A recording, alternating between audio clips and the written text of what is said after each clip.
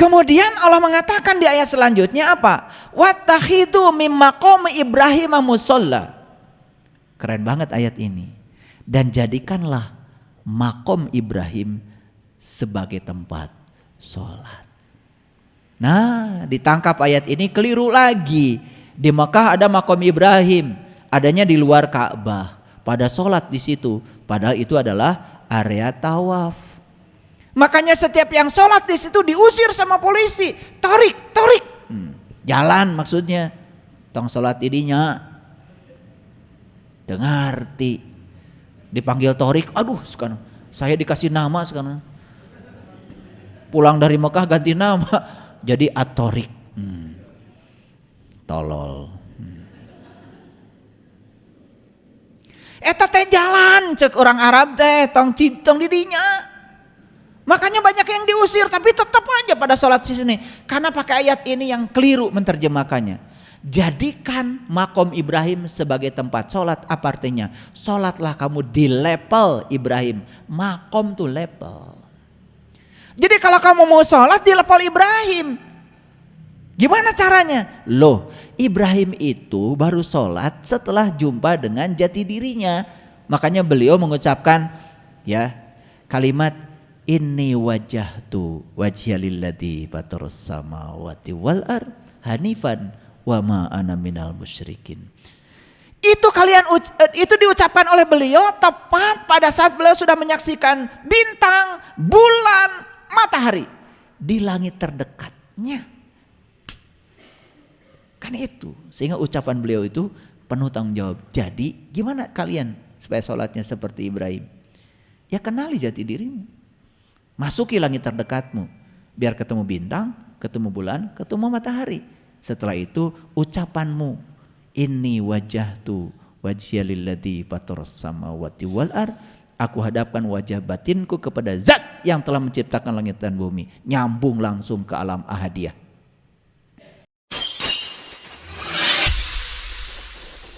Sesungguhnya awal agama itu adalah makrifatullah, mengenal Allah. Pada kesempatan yang penuh berkah ini, saya akan berbicara secara lebih spesifik lagi tentang perubahan. Perubahan itu sulit memang di awal, bisa jadi berantakan di tengah, tetapi percayalah akan indah di akhir. Karena semesta ini terus melakukan proses perubahan. Semesta ini terus dinamis. Jadi semesta ini tidak pernah statis. Bumi saja tidak diam sebetulnya. Bumi itu di samping berotasi, dia juga berevolusi. Jadi bumi itu di samping berotasi, ya, mengelilingi dirinya sendiri. Dia punya porosnya. Dia juga berevolusi, mengelilingi matahari. Jadi porosnya adalah matahari. Ini dalam satu galaksi. Belum lagi di galaksi yang lain. Ada yang semacam ini jumlahnya miliaran. Oleh karena itu semesta ini tanpa batas. Tidak ada batasnya. Dan semua semesta yang tanpa batas ini diliputi oleh yang maha tanpa batas. Siapa yang meliputi semesta ini? Ya ini. Ini. Saya sekarang diliputi oleh ini. Kita pergi ke planet manapun kita akan diliputi oleh ini. Kita masuk kamar mandi diliputi oleh ini. Masuk ruang tidur diliputi oleh ini. Pergi ke alam diliputi oleh ini. Jadi beruntung kita masih diizinkan tinggal di ruang ini. Karena kita mendapatkan kehidupan, mendapatkan kesadaran, mendapatkan energi, mendapatkan daya, bukankah dari ruang ini. Kita menarik napas dari ruang ini dan mengizinkan napas masuk ke ruang ciptaannya, dan setelah itu juga kembali ke sini, bolak-balik saja di sekitar sini. Kalau menyadari ini saja itu sudah luar biasa. Makanya orang bodoh terus mencari Tuhan. Kalau orang berakal hanya menyadari Tuhan. Itu bedanya orang bodoh dengan orang yang berakal. Jadi orang bodoh tidak pernah mencari Tuhan. Orang berakal tidak pernah mencari Tuhan. Yang mencari Tuhan adalah orang bodoh, karena orang bodoh tidak tahu kalau dia diliputi oleh Tuhan. Semoga kita semua menjadi orang-orang yang berakal. Oleh karena itu saya sepakat dengan Departemen Agama yang menerjemahkan ulul albab itu sebagai orang yang berakal. Jadi kalau lihat terjemahan Departemen Agama, ulul albab itu diterjemahkan sebagai orang-orang yang berakal. Apa definisi ulul albab dalam Al-Quran? Definisi ulul albab dalam bahasa Al-Quran adalah allazina yazkurunallaha qiyaman wa qu'udan wa ala junubihim, yaitu orang yang sudah bisa mengingat Allah dalam keadaan berdiri, duduk dan berbaring. Kan hidup kita begitu, berdiri, duduk, berbaring. Tadi di sana berdiri, sekarang kita duduk. Nah, ntar sore berbaring, besok berdiri lagi, duduk dan berbaring. Artinya ulul albab itu orang yang tidak pernah merasa kehilangan Allah di dalam dirinya di setiap ruang dan waktu, dan dia selalu merasakan kehadirannya di setiap ruang dan waktu. Itulah ulul albab. Saya doakan semoga para sahabat semua menjadi ulul albab. Ulu itu bahasa Arab artinya pemilik, albab itu artinya kolbu sebetulnya, bagian yang dalam dari kolbu, disebutnya lub. Ada fuad, ada lub, itu bagian dalam dari kolbu. Jadi ulul albab itu sering disebut juga ahlul bait. Ahlul bait berarti ahli rumah. Apa itu bait? Ya bait cuma satu, baitullah. Jadi ahlul bait itu sebetulnya orang-orang yang tidak pernah terasing di dalam dirinya sendiri. Ahlul bait itu orang-orang yang selalu tinggal di sini, hadir di sini saat ini sekarang. Itu ahlul bait. Yang selalu merasakan kehadiran Allah di setiap ruang dan waktu di dalam dirinya, maka dia tidak pernah keluar dari dalam dirinya. Itu ahlul bait. Para sahabat, jadi judul kali ini adalah perubahan. Perubahan itu memang sulit di awal, bisa jadi berantakan di tengah, tetapi indah di akhir. Kita punya rumah, ingin direnovasi. Kenapa? Karena rumah ini sudah tidak layak pakai lagi. Ya pasti yang namanya rumah direnovasi, ya. Untuk merenovasi rumah itu pasti kita akan agak sedikit segan. Karena apa? Kita sudah terlalu merasa nyaman di zona itu. Tetapi karena tuntutan, ya sudah, akhirnya sesulit apapun direnovasi. Apalagi ketika proses renovasi, misalnya, mohon maaf ya, waragadnya, biayanya untuk merenovasi rumah itu tidak cukup. Biasanya terkatung-katung di tengah jalan, ya berantakan jadinya. Tapi kalau kita terus pada tujuan awal, ingin merenovasi rumah, ya sudah fokus saja. Nanti juga indah di akhirnya. Ya, punya semen 1 sak tempelkan. Betul? Bisa beli kaca 1 meter tempelkan, bisa beli jendela 1 ya tempelkan. Lama kelamaan rumah kita jadi bagus, indah pada akhirnya. Nah, cuma yang lucu itu ingin rumahnya bagus, tidak mau kotor-kotoran, tidak mau bocor dulu, tidak mau berantakan. Ingin berubah tetapi tidak mau melewati proses perubahannya. Itu yang tidak masuk akal. Tidak ada perubahan itu yang tanpa proses. Tidak ada perubahan itu yang cespleng. Tidak ada. Kecuali kalau nonton ya serial Doraemon. Nah, Doraemon yang bisa begitu, ya kan? Doraemon itu sekarang minta tas ajaib, datang di depan. Minta rumahnya bagus, langsung mewujud. Itu Doraemon. Ya, hidup ini tidak seperti serial Doraemon, semua berproses. Nah, yang lucunya manusia kebanyakan ingin berubah, ingin ada perubahan, tetapi tidak siap ketika melewati proses perubahannya. Padahal perubahan itu Sulit di awal, berantakan di tengah, indah di akhir. Saya nggak ingin berubah menjadi orang yang sabar. Ya sudah, dihadirkanlah oleh semesta orang-orang yang tidak sabar. Satu, lulus. Hadirkan lagi yang tidak sabar, lebih tidak sabar lagi. Dua, lulus. Tiga, terus aja dihantam. Karena kita ingin jadi orang sabar. Belajar sabar tentu saja harus pada orang yang tidak sabar. Ingin jadi orang sabar tapi ingin cespleng.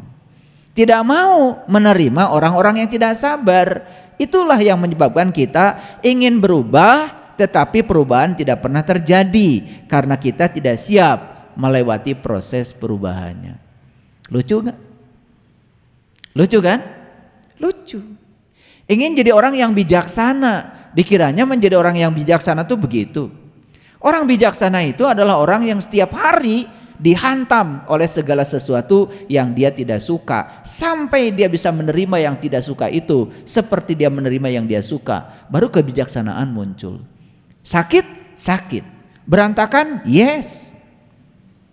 Tapi itulah proses perubahan. Nah kalau kita tidak mau mengikuti proses ini, terus mau lari kemana? Makanya ada kata-kata bijak yang sangat saya kagumi. Kata-kata itu sederhana. Kata-katanya begini. Ketika kamu sadar bahwa di semesta ini tidak ada tempat untuk lari, disitulah kamu akan mengalami pencerahan. Ketika kamu sadar di semesta ini tidak ada satu tempat pun untuk kamu lari, disitulah kamu mengalami pencerahan. Sadar bahwa di semesta ini tidak ada tempat untuk lari, ujungnya apa? Dia terima apapun apa adanya. Di situ dia akan mengalami pencerahan. Sesederhana itu sebetulnya kedamaian. Bahkan ketidakdamaian ketika diterima akan berubah menjadi kedamaian. Baik ya, supaya kuliah kita ini kelihatan serius, kelihatannya saya akan pandu dengan slide yang ada di depan ini. Kita juga nanti akan berbicara hukum-hukum fisika. Kita akan bicara hukum Newton segala. Kita akan bicara hukum gravitasi. Kuliah kita hari ini agak serius. Agak sih. Setiap perubahan, bahkan perubahan ke arah yang lebih baik sekalipun, selalu disertai ketidaknyamanan. Itulah hukum perubahan. Jadi jangan berpikir kalau perubahan itu nyaman. Ini kunci ya, ini hukum, ini hukum. Jadi kalau ada orang yang ingin berubah tetapi ya ingin nyaman, sebetulnya dia sedang menolak perubahan. Jadi hukum perubahan adalah ya setiap perubahan, bahkan perubahan ke arah yang lebih baik sekalipun, yang menyertai proses perubahan adalah ketidaknyamanan. Itu hukum. Ya, hukum. Jadi kalau kita ingin nyaman-nyaman saja, berarti kita ingin mempertahankan situasi yang ada. Ya perubahan tidak akan terjadi. Ini hukum ya. Oke. Baik, kita lanjut. Nah, saya akan berbicara hukum Newton. Jadi Newton ini ahli fisika yang menurut saya sih sudah mencapai pencerahan. Karena sesungguhnya tidak ada hukum Newton, yang ada adalah hukum Allah, yang ada adalah hukum alam. Kebetulan Newton ini punya intuisi yang lebih tajam sehingga beliau bisa menangkap rahasia semesta. Nah, Newton ini berbicara di berbagai dimensi keilmuan. Dia bicara di dimensi optik, dia bicara di dimensi elektromagnetik, dia berbicara di berbagai dimensi keilmuan, dan yang paling terkenal hukum Newton itu adalah tentang gerak. Nah, saya akan bicara dulu gerak, karena perubahan pasti ada kaitannya dengan gerak. Nanti kita akan hubungkan. Ya, makanya saya bilang kuliah hari ini agak serius, ada fisikanya nih. Tapi ini fisik for all, fisika untuk semua umur. Artinya yang tidak sekolah pun akan ngerti penjelasan saya. Karena nanti akan saya kasih contoh-contoh yang sederhana. Karena sesungguhnya laboratorium fisika itu bukan di universitas. Laboratorium fisika itu adalah ini nih, kehidupan kita. Ini laboratorium. Iya. Saya tanya mahasiswa di ujian, mengapa kalau orang sedang demam tidak merasa panas, bahkan merasa kedinginan? Itu soal ujian. Banyak mahasiswa yang bingung. Mungkin kalian juga bingung. Katanya kena virus, demam, suhu diukur 39 derajat Celcius, bahkan bisa di atas itu. Tetapi ngahodhod, kedinginan. Harusnya kalau panas tidak kedinginan kan? Nah itu. Tapi sekarang kalian yang sedang sehat tidak merasa kedinginan, merasa nyaman saja. Mengapa? Ketika sedang sehat, suhu tubuh kita hampir sama dengan suhu tubuh lingkungan. Jadi suhu tubuh kita hampir sama dengan suhu lingkungan. Sehingga perbedaan suhu antara suhu tubuh kita dengan lingkungan tidak beda jauh. Karena tidak beda jauh, maka kalor dalam tubuh kita hanya berpindah sedikit-sedikit karena beda suhunya kecil. Karena pindah kalornya sedikit-sedikit, nah yang pindah sedikit-sedikit kan gak kerasa. Maka keadaan keseimbangan tubuh kita tidak terganggu, maka kita merasa nyaman. Tapi begitu kena virus, tubuh kita naik sampai 40 derajat Celcius, demam, suhu tubuh kita dengan suhu lingkungan beda jauh, sehingga ada perbedaan suhu yang ekstrim. Akibatnya apa? Kalor berpindah dari tempat yang bersuhu tinggi ke tempat suhu yang rendah dengan perpindahan yang sangat ekstrim, cepat sekali. Seperti ini nih, kalau air mengalir tidak terlalu curam tempatnya, kan alirannya biasa. Tapi kalau air itu mengalir di tempat yang curam, perbedaan ketinggian terlalu ekstrim, kan sangat berbahaya air itu. Betul? Disebutnya juga air terjun. Nah, jadi sebetulnya kalor itu kalau beda suhu antara tubuh kita dengan lingkungan terlalu jauh, itu terjun bebas itu. Akibatnya fluks kalor dari tubuh kita terlalu cepat, keseimbangan tubuh kita terganggu. Jadinya kita merasa kedinginan. Ini fisika untuk umum ini, fisika untuk semua orang. Jadi artinya yang lulusan SD pun pasti ngerti. Ya. Nah, saya mau bicara hukum Newton satu saja tentang gerak, karena gerak ada kaitan dengan perubahan. Nah, tidak pakai rumus nih, nggak pakai rumus, pakai bahasa kualitatif. Hukum Newton yang pertama itu disebut hukum kelembaman, bahasa Inggrisnya inert, I-N-E-R-T, inert. Inert itu diterjemahkan ke dalam bahasa Indonesia sering disebut dengan inersia. Jadi inersia itu lembam. Lembam itu gini. Kalau benda yang sedang diam, dia akan tetap ingin diam. Tapi kalau dia sudah bergerak, ingin tetap bergerak. Itu namanya lembam. Itu sifat inersia namanya. Contoh sederhana. Kita naik mobil nih. Mobil sedang jalan ke depan. Kalau mobil jalan ke depan, kan kita juga ikut mobil dong, jalan ke depan. Gak tertinggal kan? Betul? Nah tiba-tiba ya ada kucing lewat, sopir ngerem, Zut!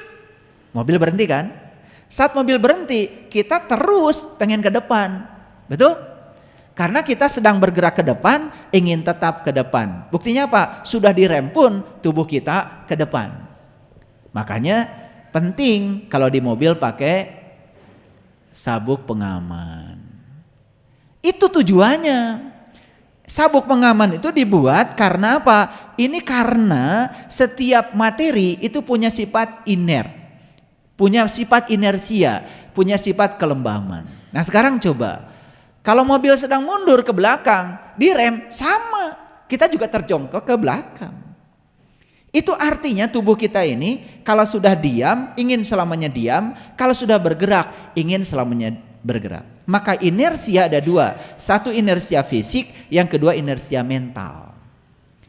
Nah inersia fisik berhubungan dengan materi, inersia mental berhubungan dengan sudut pandang.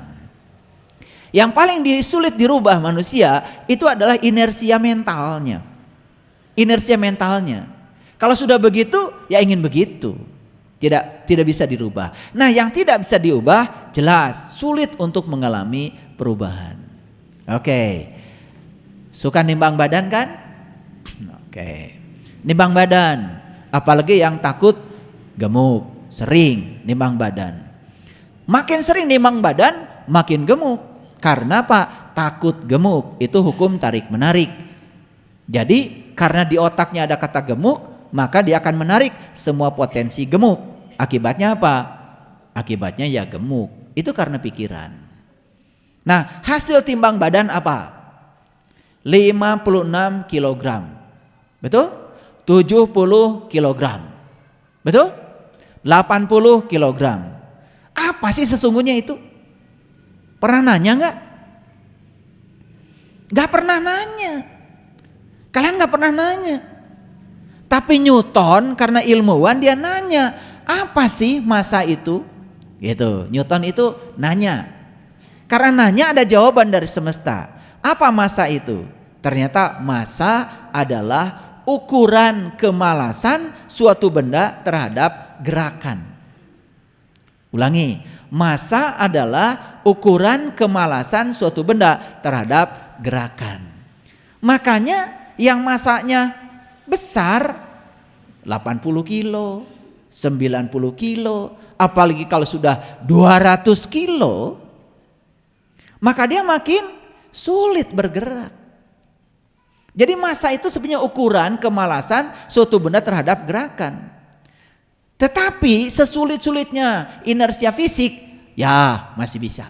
Yang paling berbahaya kalau inersia mental. Nah, kurus sih badannya, massanya cuma 46 kilo, tapi sulit berubah. Itu inersia mental, lebih berbahaya itu, karena susah dirubah. Gitu.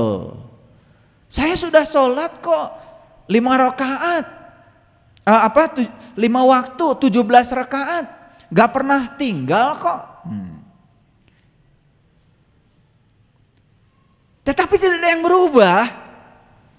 Marahnya tetap, jahilnya tetap, dendamnya tetap, protesnya tetap, ngeluhnya tetap. Gak ada yang berubah. Ngomongin kejelekan orangnya tetap. Tetapi dia merasa sudah melakukan sesuatu. Itu inersia mental. Kalau orang yang sadar, segera sadar. Loh, kalau begini sholat saya ada yang salah kayaknya nih. Karena sholat itu harusnya bisa mencegah saya dari perbuat keji dan munkar. Loh, kok saya masih seperti ini padahal sudah sholat. Nah, orang yang semacam itu sadar pada dirinya akan mengalami perubahan. Oh, kalau begitu saya mau cari ilmu dong. Ilmu tentang sholat. Kali aja ada orang yang bisa ngajarin. Karena dia menyadari dalam kegelapan, maka dia percaya di tempat sana ada tempat yang terang. Tapi orang yang tidak menyadari dia di tempat gelap, selamanya tinggal saya di tempat yang gelap, tidak pernah merindukan cahaya. Paham? Oke. Nah, kalau di laboratorium, saya punya meja, namanya meja, kalau bahasa Inggrisnya air table dynamic. Jadi meja udara namanya. Jadi saya praktekkan ke mahasiswa. Saya tiupkan pakai blower udara dari bawah, karena mejanya dilobangi teratur. Saya letakkan sebuah benda, pulpen misalkan yang ada di saku saya taruh.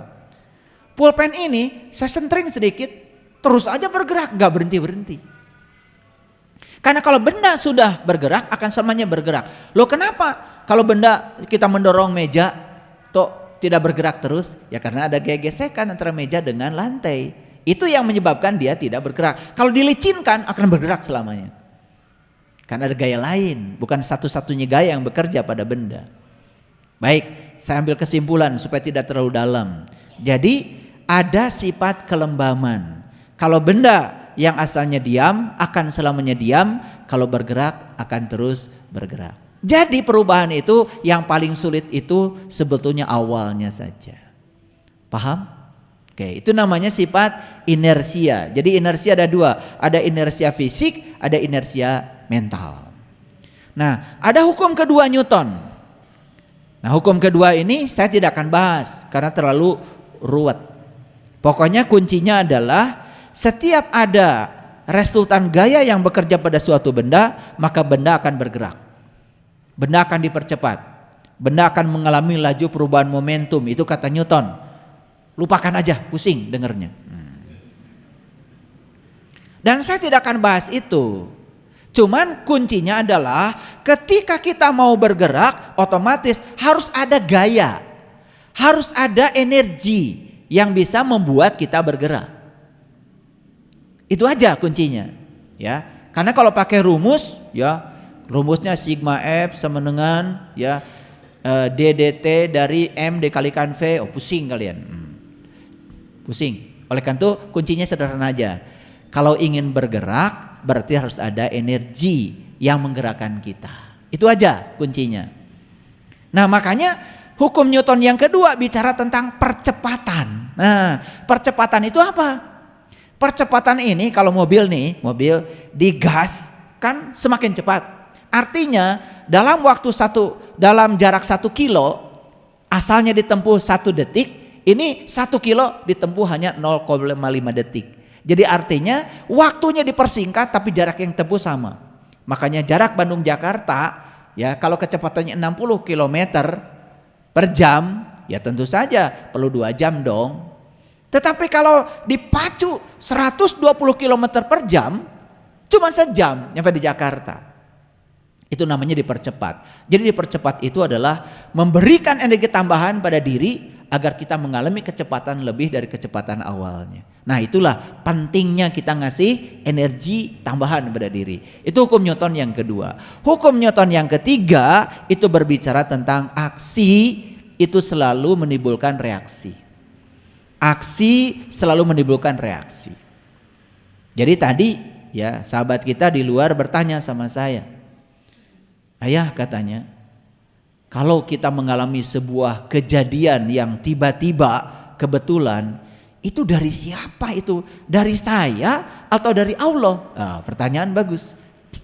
Saya jawab, Allah itu nggak pernah ngurusi kamu. Allah tuh menciptakan alam semesta sekali saja dengan hukum sebab akibatnya, selesai. Nah sekarang kita hidup di sini, ya sudah akan terkena hukumnya Allah, hukumnya semesta ini. Jadi artinya sang kreator diri itu bukan Allah lagi. Sang kreator diri adalah dirimu. Tidak ada kejadian yang tiba-tiba kita lupa saja. Lupa saja bahwa kita yang mengundangnya. Itu aja sebetulnya. Nah kita kan suka menciptakan bahasa-bahasa yang aneh. Akhirnya pusing sendiri. Sebetulnya apapun yang sedang kita jalani sekarang hanya sedang mengingatkan apa yang pernah kau tanam di kehidupan yang dulu. Supaya kamu ingat ini loh yang pernah kamu tanam dulu. Gak mungkin tiba-tiba kita panen rambutan kalau gak pernah nanam rambutan. Rek di mana tuh rambutan teh bisa datang ada di pelak. Betul? Jadi tidak ada kejadian yang kebetulan. Semua kejadian kreatornya adalah kita sendiri. Disebut tiba-tiba ya karena kita tidak siap. Itu aja. Jadi itu bahasa kita sebetulnya bahasa basi tiba-tiba. Betul? Meninggal dengan cepat. Itu kan bahasa basi. Yang meninggal dengan cepat, meninggal dengan lambat, sarua pae. Apa urusan kamu? Kita sering menciptakan bahasa, lalu diukir-ukir. Kemarin baru saja ketemu saya. Oh, ditambah didramatisir. Ya maut we. Menghembuskan napas terakhir ka mana ka dieu gitu. Mau cepat atau lambat sama mati. Nah, didramatisir oleh manusia. Oh, macam-macam manusia tuh. Kalau bikin drama manusia jagonya. Nah, apa pesannya? Pesan hukum Newton tentang gerak ini yang pertama bahwa sifat alami dari benda itu kalau diam akan selamanya diam, kalau bergerak ingin selamanya bergerak. Sadari oleh kita bahwa kita punya sifat itu. Karena kita juga materi. Yang kedua, kalau kita ingin dipercepat, apapun harus punya energi tambahan. Nah kita ingin dipercepat, perubahannya ingin cepat, tapi kita tidak mau menghadirkan energi tambahan untuk percepatan itu. Itu yang kedua. Yang ketiga, aksi selalu menimbulkan reaksi. Oke. Kita belajar dari Allah dulu. Belajar dari Allah. Allah itu maha lembut luar biasa. Saya lemparkan pohon beringin itu pohon beringin tuh yang besar itu. Itu waktu saya mau pindah ke Sariwangi, itu tahun 2009 ya. Karena saya nggak bawa apa-apa, jadi saya pindah rumah nggak mau bawa apa-apa, repot. Biar baru semua. Jadi termasuk pot-pot bunga itu nggak saya bawa. Nah itu saya lemparkan dari rumah saya ke situ. Pohon beringin itu dari pot, lemparkan. Coba sekarang sebesar itu, lihat tuh pohon beringin. Akarnya sudah menghunjam. Jadi kurang lebih berarti itu sudah 2009 sekarang 2022, berarti sekitar 13 tahun. Saya mau tanya sama kalian. Itu pohon beringin sekarang sedang tumbuh enggak? Tumbuh. Kelihatan enggak nongolnya daun? Terasa enggak membesarnya pohon? Padahal tumbuh. Padahal berubah. Cara Allah menumbuhkan pohon itu begitu lambatnya sampai kita tidak terganggu. Itu yang disebut dengan proses kuasi statik. Kuasi itu artinya pura-pura, statik itu diam. Pura-pura diam padahal bergerak. Kuku kita tumbuh gak sekarang? Coba kalian siapkan waktu sehari saja, tingali weta kuku. Ti isuk nepi ka sore 12 jam tong ka mana-mana. Ya. Dalam 12 jam kita tidak melihat pertumbuhan apa-apa. Tetapi dalam 2 minggu kita merasakan kuku kita tumbuh. Itu ubahnya Ayah Wardi. Kan tidak langsung malamnya hitam, besok putih semua. Sieun atuh, betul nggak? Itu tumbuhnya tuh pelan-pelan, betul nggak? Hiji cabut, hiji cabut. Isuk mah jadi 3, pageton jadi 5. Teu wani deui nyabut. Dalam mau dicabut kabeh, rambutna. Jadi prosesnya itu tidak mendadak. Cara Allah merubah prosesnya itu bersifat kuasi statik. Masih ingat gak kalian?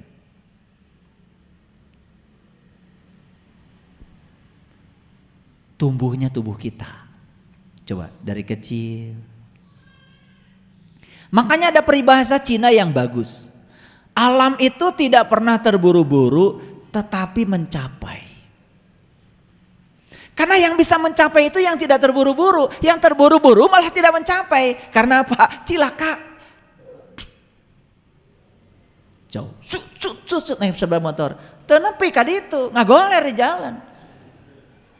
Betul gak? Semua kecelakaan itu sebenarnya kuncinya satu. Terburu-buru.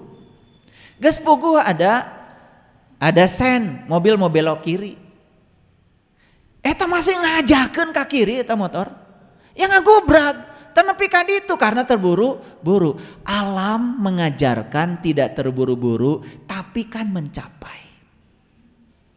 Kita kalau belajar dari alam itu luar biasa sebetulnya. Jadi buat apa terburu-buru? Toh justru yang tidak terburu-buru yang akan mencapai. Yang terburu-buru ngagoler. Betul gak? Terburu-buru pengen kaya. Akhirnya kan di penjara. Ngerti maksud saya? Yang santai, jualan, menikmati setiap hasil, jualan bawang, tenang aja. 1 hari 2 toples, tenang aja. Gak menipu orang, ya aman. Semua yang terburu-buru malah justru tidak mencapai. Yang mencapai itu justru yang tidak terburu-buru. Alam itu mengajarkan seperti itu. Paham sampai sini? Oke. Ini belum masuk nih, belum masuk ke judul kita, belum. Ini masih saya coba memberikan pengertian-pengertian dasar supaya masuknya nanti lebih mudah. Baik, sekarang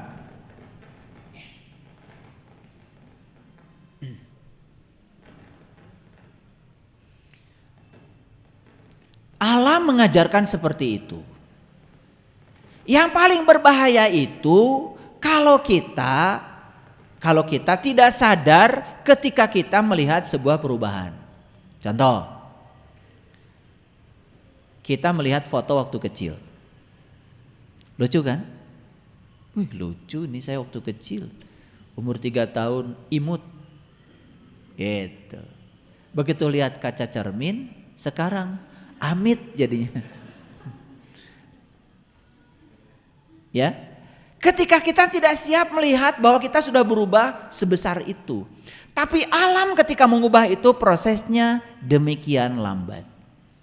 Makanya ada salah kaprah di dunia keyakinan kita. Katanya jangan difoto, haram. Ini salah kaprah memahami. Padahal yang berbahaya itu bukan fotonya.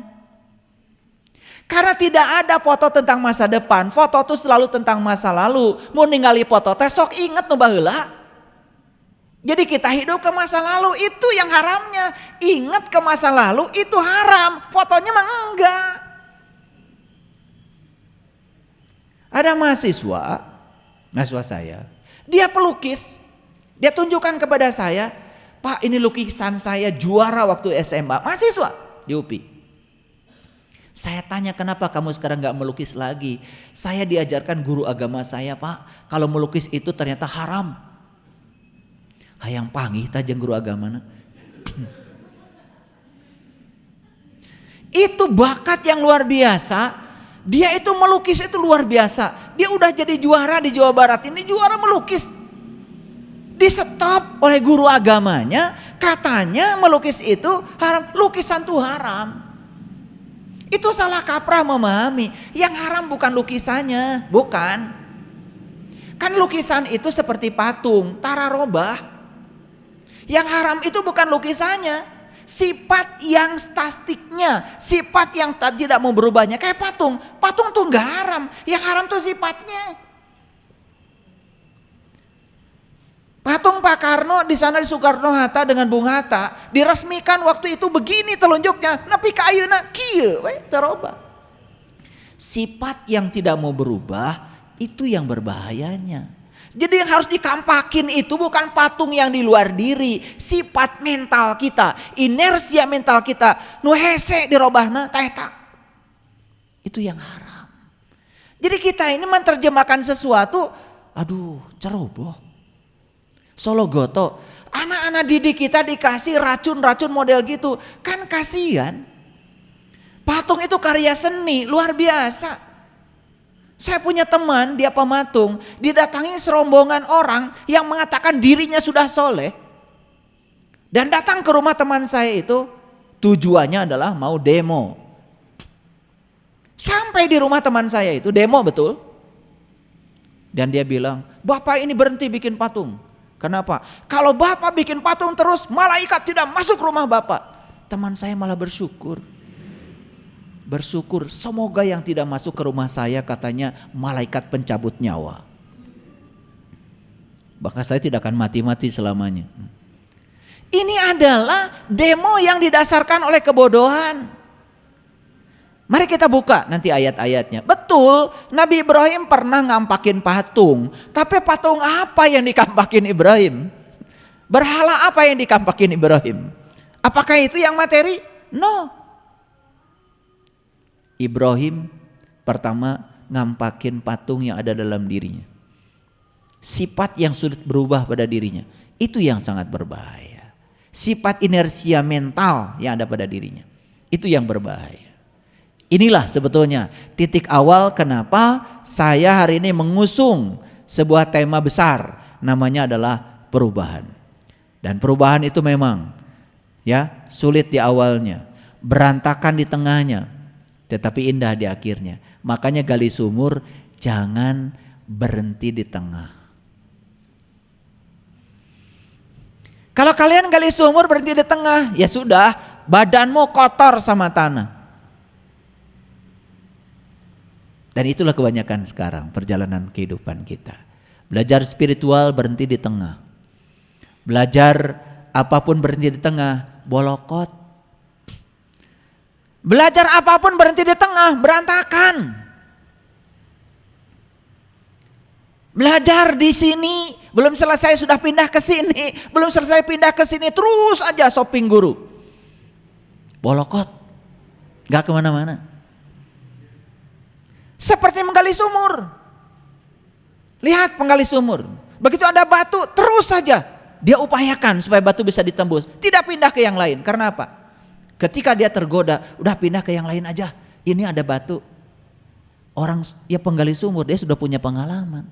Ketika pindah ke sana pun siapa tahu dapat batu yang lebih besar, maka dia nggak pindah, hantam saja terus. Sampai akhirnya bertemu dengan air.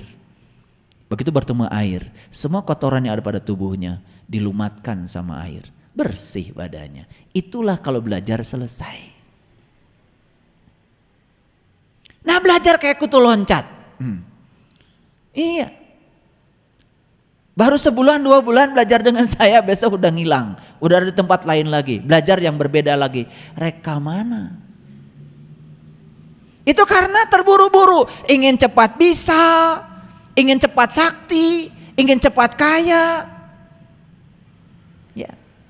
Makanya saya sering bertanya, kalian bertemu dengan saya mau apa? Ya kebetulan katanya ya, saya usaha bangkrut, keluarga bangkrut. Terus saya ingin belajar sama ya guru. Saya bilang, kalau kamu tetap bangkrut belajar dengan saya, kamu akan menghujat saya. Kalau belajar dengan saya ingin membebaskan bangkrut, saya nggak terima. Tapi kalau ingin belajar dengan saya ingin kenal jati dirimu yang sebenarnya, hadiahnya nanti bangkrutnya hilang, saya terima.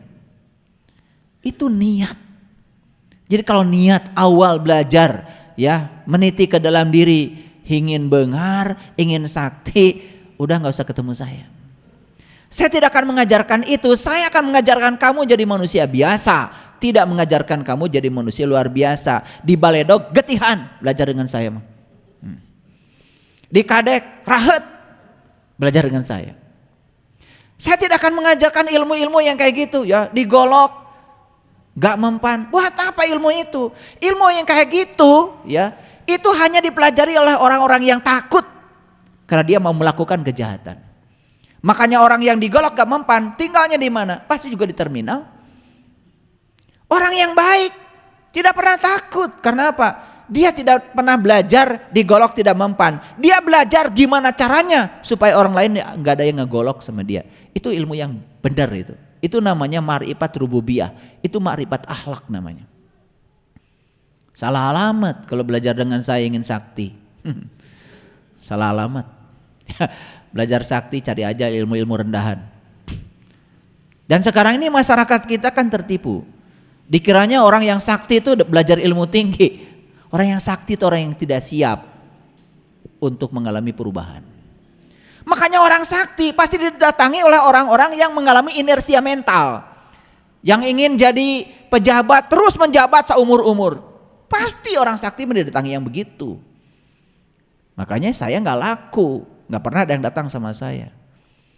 Karena apa? Kalau datang sama orang sakti, nih baru 1 periode. Kehoyong Bapak kalau bisa 10 periode. Insya Allah Pak, siapkan aja kambing hitam, ayam hitam. Iya. Yang diminta juga kabeh poek. Syaratnya aja udah gelap semua kok. Betul nggak? Nggak sadar kalau itu adalah kegelapan. Kalau datang sama saya, paling juga Pak. Hidup itu berubah Pak, bahkan akan berakhir. Paling begitu. Siapkan aja diri Bapak besok kalau tidak jadi lagi. Kalau belajar dengan saya begitu. Makanya nggak laku, nggak ada yang datang sama saya. Saya justru mengajarkan gimana caranya orang ini siap menerima perubahan. Orang bodoh mengajarkan gimana caranya orang ini melekat pada kenyamanan dan tidak siap menerima perubahan. Kan ujung-ujungnya siap atau tidak siap tetap wae eureun. Siap tidak siap tetap aja mati. Saya tanya kalian udah siap mati enggak? Kan nggak penting. Yang siap mati nggak siap mati kan mati juga. Ngerti maksud saya? Bedanya kalau orang yang siap mati, ya itu kan lebih tenang. Itu aja kok. Nah ini ilmu yang tinggi nih, ilmu akhlak namanya itu. Tapi ini tidak ada peminatnya. Kalau ilmu kesaktian saya buka, ya disilet temempan, pasti jutaan yang datang ke saya. Betul nggak? Jutaan yang datang ke saya. Apalagi diimplik-implikan dia bawa. Penghar ngadadak. Pasti datang itu. Semua orang pasar datang semua ke saya. Gimana caranya supaya dagang laku? Hari dagang mah cuma 2 hukumnya, kadang laku, kadang tidak. Gitu aja. Kalau datang ke saya, siap-siap kadang-kadang laku, kadang henteu. Paling juga begitu. Atuh gitu mau moal ka dieu. Gitu. Padahal ini yang disebut dengan ilmu sejati. Hidup di alam nyata. Karena apa? Dualitas itu bukan untuk ditandingkan, tapi disandingkan. Kita akan merasakan nikmatnya ada ketika kita pernah tidak ada. Makanya pengumuman dari saya nih, ya. Kalau pernah kaya, ya, jangan ingat-ingat. Kalau pernah miskin, ingat-ingat. Tuh, pesan dari saya. Kalau pernah kaya, tong diingat. Tong diingat. Hayo we ngobrolkeun ka batur, abdi mah baheula kieu, baheula. Makanya kalau pernah bengar, lupakan. Kalau pernah kaya, lupakan. Kalau pernah jabatannya tinggi, lupakan. Tapi kalau pernah sengsara, ingat-ingat. Ya, ingat-ingat. Supaya ada rasa syukur. Da karasana aya teh, perdah orang geus ngarasakeun eueuh. Itu sebetulnya. Jadi dualitas itu bukan untuk ditandingkan, tapi untuk disandingkan. Itu 2 sisi mata uang yang sama, itu namanya kebenaran. Jadi saya tidak akan mengajarkan melawan hukum alam, justru saya akan mengajarkan gimana caranya kalian adaptif terhadap hukum alam. Makanya manusia cerdas adalah manusia yang adaptif terhadap perubahan. Itu manusia cerdas. Saya tidak bicara orang pintar, malah orang pintar malah lolobana, horea merubah teh. Kalau sudah menduduki jabatan tertentu, hayang saneng-eneng didinya. Nyogok situ, nyogok sini. Betul nggak? Iya. Cari dukun situ, cari dukun sini. Macam-macam yang dilakukan. Luar biasa ya. Oke, siapkan diri kita untuk perubahan. Karena apa? Karena hidup itu adalah perubahan. Orang cerdas adalah yang adaptif. Mudah beradaptasi pada setiap perubahan. Paham? Oke. Baik, hukum Newton udah selesai. Nah, kita pakai Quran nih, biar kelihatan ngajinya. Karena kalau nggak pakai Quran banyak, ini ngaji apa nggak pakai Quran? Nah. Baik, kita lihat ayatnya. A'udzubillahi minasyaitonirrajim. Bismillahirrahmanirrahim. Wa izib tala Ibrahim rabbuhu bikalimatin fa'atamahunna. Qala inni ja'iluka linnasi imama. Qala wa min dzurriyyati. Qala la yanalu ahdid dzalimin. Ini kenapa saya buka dengan ayat ini? Penting sekali. Dan Ibrahim diuji oleh Tuhannya beberapa kalimat. Lalu Ibrahim menunaikannya. Allah berfirman, sesungguhnya aku akan menjadikanmu imam bagi seluruh manusia. Ini kata-katanya jelas sekali ya. Apa? Qala, kata Allah, ini kami ja'iluka akan menjadikan kamu linasi imama. Kami akan menjadikan kamu imam bagi seluruh manusia. Ini janji Allah kepada Ibrahim. Jadi Allah berjanji kepada Ibrahim, aku akan jadikan kamu imam bagi seluruh manusia. Ibrahim nawar. Qala, kata Ibrahim, wa min dzurriyyati, Bagaimana dengan anak cucuku? Nah, makanya ada doa yang bagus kan dari Nabi Ibrahim, ya. Nabi Ibrahim itu kalau doa bukan hanya untuk dirinya sendiri, termasuk anak cucunya. Satu yang dipaksa oleh Nabi Ibrahim kepada Tuhan apa? Minta dijadikan dia sebagai ahli sholat beserta anak cucunya, kan gitu. Rabbij'alni muqimas sholati wa min dzurriyyati Rabbana wa taqabbal du'a. Tuh, Quran ya. Tidak ada pemaksaan Ibrahim kepada Tuhan atas permintaan yang lain kecuali minta dijadikan ahli sholat beserta anak cucunya. Nah, sholat apa? Sholat itu adalah menyadari kehadirannya. Jadi Ibrahim sedang meminta kepada Tuhannya, Tuhan jangan tinggalkan aku. Jadikan aku yang selalu orang yang sadar akan kehadiran-Mu. Karena Tuhan tidak pernah meninggalkan kita, bukan? Kalau Tuhan meninggalkan kita udah gak bernapas dong kita. Betul? Iya, makanya hebat tuh Allah itu. Kamu melakukan keburukan tetap bernapas. Kamu melakukan kejahatan tetap bernapas. Apapun yang kamu lakukan tetap aja napas ada. Hebat ya? Luar biasa. Itulah cinta kasihnya Allah. Ya, baik. Bukan itu tema kita. Masuk dulu ke sini. Ya, sesungguhnya aku akan menjadikan kamu ini ja'ilukal linnas imama, menjadi imam bagi seluruh manusia. Dan Ibrahim mengatakan, bagaimana dengan anak keturunanku? Dan Allah mengatakan, qala la yanalu ahdid dhalimin, janjiku tidak pernah mengenai orang-orang yang gelap. Zalim itu gelap. Jadi ini ada persyaratan. Kalau janjiku ingin ditunaikan, kata Allah, syaratnya satu, kamu harus ada dalam terang benderang. Jangan berada dalam kegelapan.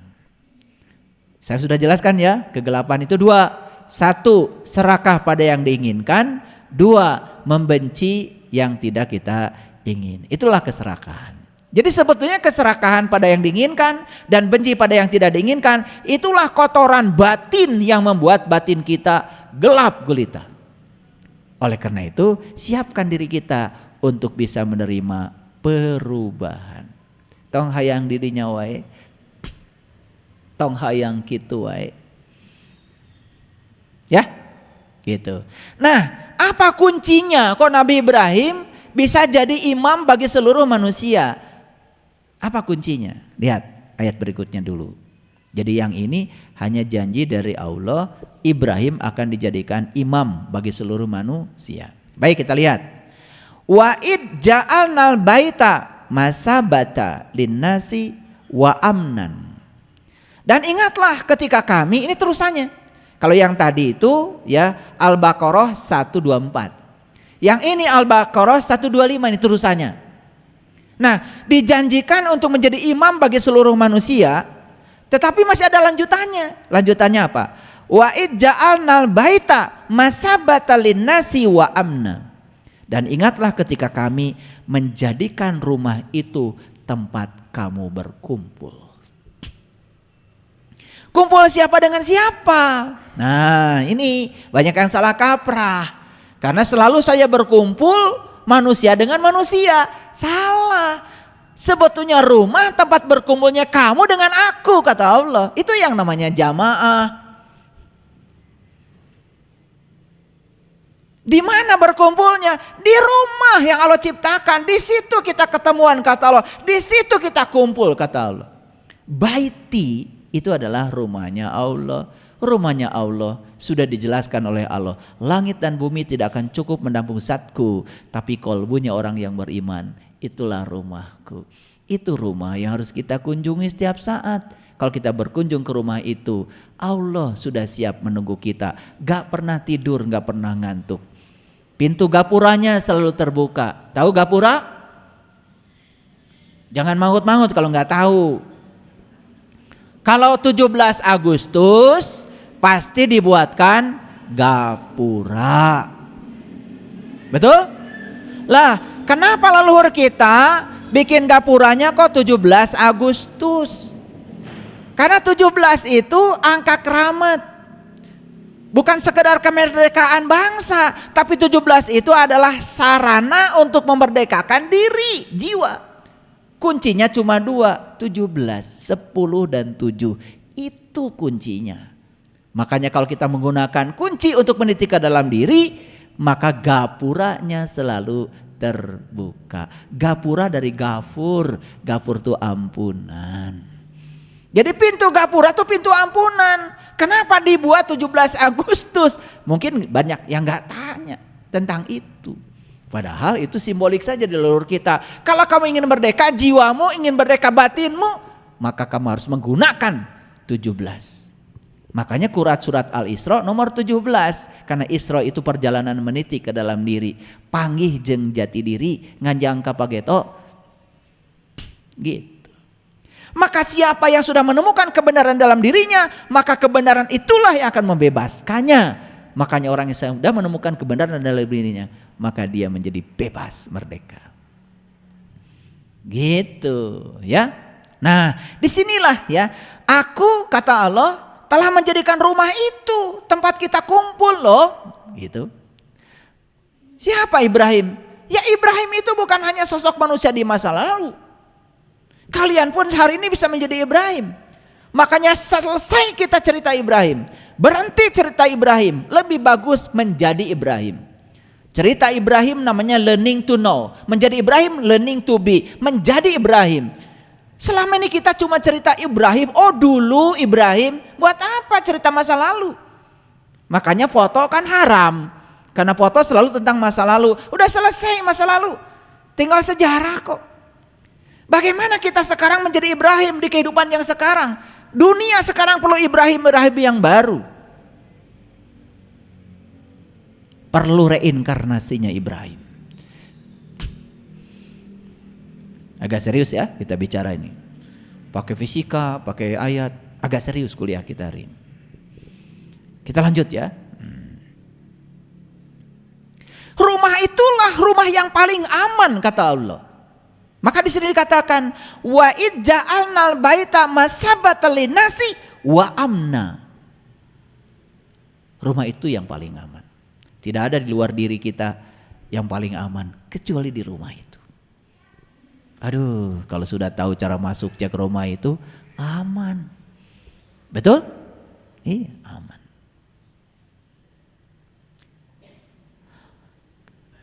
Kemudian Allah mengatakan di ayat selanjutnya apa? Wattakhidu mim maqami Ibrahim musalla. Keren banget ayat ini. Dan jadikanlah makom Ibrahim sebagai tempat sholat. Nah, ditangkap ayat ini keliru lagi. Di Mekah ada makom Ibrahim, adanya di luar Ka'bah. Pada sholat di situ, padahal itu adalah area tawaf. Makanya setiap yang sholat di situ diusir sama polisi. Tarik. Jalan maksudnya. Tong sholat idinya. Dengarti. Dipanggil torik. Aduh sekarang saya dikasih nama sekarang. Pulang dari Mekah ganti nama. Jadi At-Torik.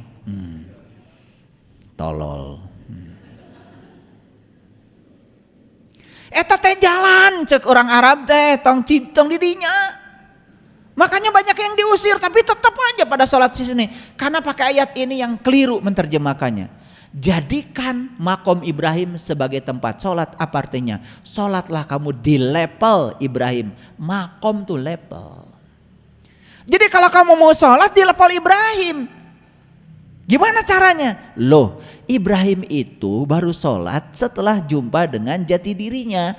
Makanya beliau mengucapkan ya kalimat inni wajjahtu wajhiya lilladzi fatarus samawati wal ard hanifan wa ma ana minal musyrikin. Itu diucapkan oleh beliau tepat pada saat beliau sudah menyaksikan bintang, bulan, matahari di langit terdekatnya. Kan itu, sehingga ucapan beliau itu penuh tanggung jawab. Jadi gimana kalian supaya sholatnya seperti Ibrahim? Ya kenali jati dirimu. Masuki langit terdekatmu, biar ketemu bintang, ketemu bulan, ketemu matahari. Setelah itu ucapanmu, inni wajjahtu wajhiya lilladzi fatarus samawati wal ard.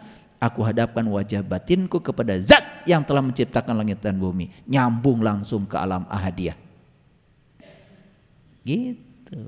Makanya Ya, leluhur kita mengajarkan sudut pandang untuk melihat proses penciptaan. Ada alam ahadiyah, ada alam wahdah, ada alam wahidiyah, ada alam arwah. Turun lagi ke bawah, ada alam amsal, ada alam ajsam. Yang paling bawah adalah alam insan kamil.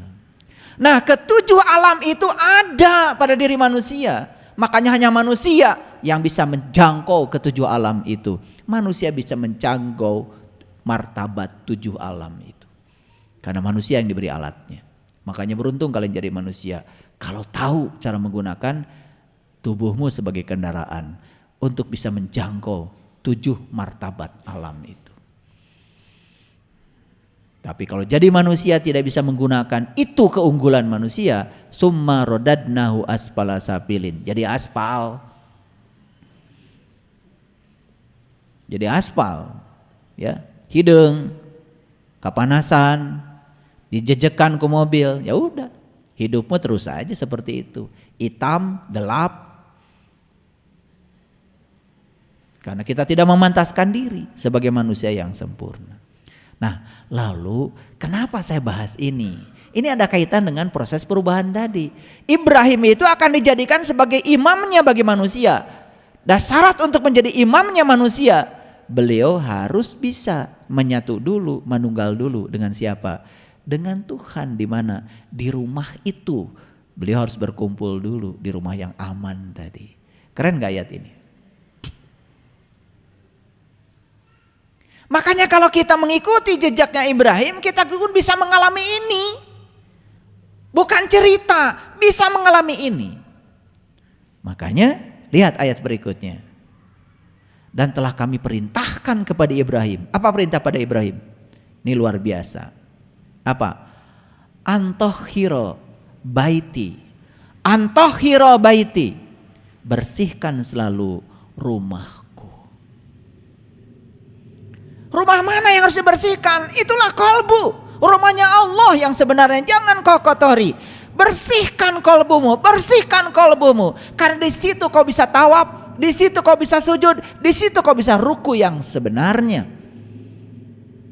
Kalau kotor rumahnya, gak bisa tawaf, gak bisa ruku, gak bisa sujud. Jadi demikianlah cara Allah menyiapkan seorang pemimpin supaya siap dengan perubahan. Belum selesai, kita lanjut dulu. Sampai Ibrahim diajarkan bagaimana cara menghidupkan orang mati. Inilah ayat yang sangat luar biasa. Ini Al-Baqarah ayat 260. Dan ingatlah ketika Ibrahim berkata, "Ya Tuhanku, perlihatkanlah kepadaku bagaimana Engkau menghidupkan orang-orang mati."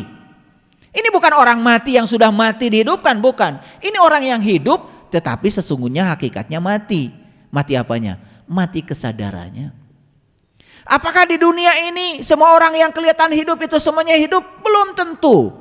Bisa jadi ya, mohon maaf, kebanyakan mati. Mati kesadarannya.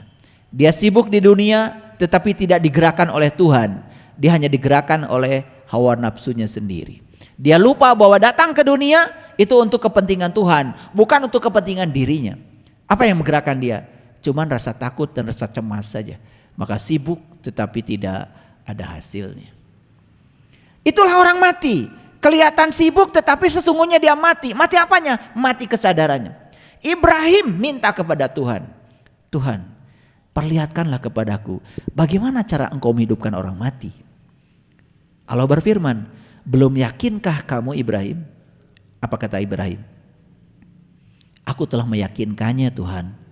Akan tetapi agar kolbuku semakin mantap. Makanya di sini dikatakan walakin, ya, walakin layat ma'inna kolbi. Ini nggak bicara hati di sini, bicara kolbu. Karena hati dengan kolbu beda. Awas ya, hati tidak sama dengan kolbu. Orang yang menyampaikan hati dengan kolbu harus belajar bahasa Arab. Sekaligus belajar bahasa Arab, bahasa Tuhan. Konyol itu. Hati tidak sama dengan kolbu. Hati unta bahasa Arabnya bukan kolbu, bukan kolbul jumal. Qobidul jumal, kibdahul jumal. Kolbu dengan hati beda. Kolbu itu adalah baitullah, sedangkan hati ada segumpal daging yang ada di sini. Gak ada urusan dengan spiritual itu. Yang ada urusan dengan spiritual adalah kolbu. Nah, walakin la yatma'inna qalbi. Apa kata Ibrahim? Supaya kolbuku jadi mantap, supaya kolbuku jadi tentram. Apa kata Allah? Allah berfirman, kalau demikian ambillah 4 ekor burung, lalu cincanglah semua olehmu. Disuruh ngambil 4 burung dan dicincang. Itulah cara menghidupkan orang mati. Kalau burung dicincang, mati. Kok 4? Kok 4? Itulah. Yang dicincang kan 4. Betul nggak? Iya. Cincanglah penglihatanmu, cincanglah pendengaranmu, cincanglah pernapasanmu, cincanglah lisanmu, cincang yang 4. Mati tapi hidup.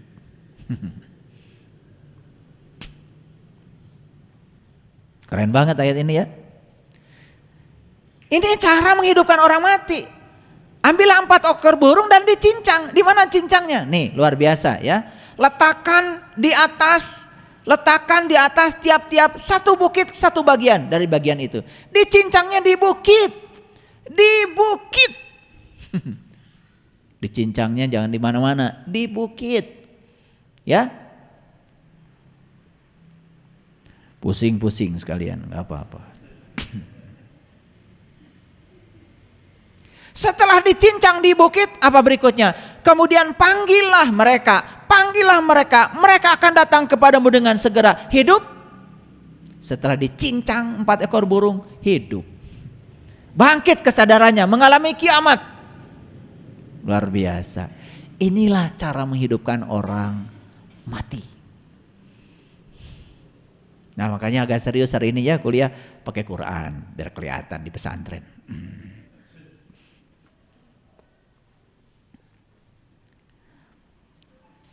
Nah, setelah Ibrahim itu tadi akan dijadikan imam, kemudian beliau diundang ke Baitullah, berkunjung ke Baitullah untuk memanunggal bersama Allah, diajarkan cara untuk mencincang diri, ya, bagaimana cara membunuh ego itu, bagaimana cara membunuh keakuan diri palsu itu, sehingga beliau menemukan diri sejati yang asli.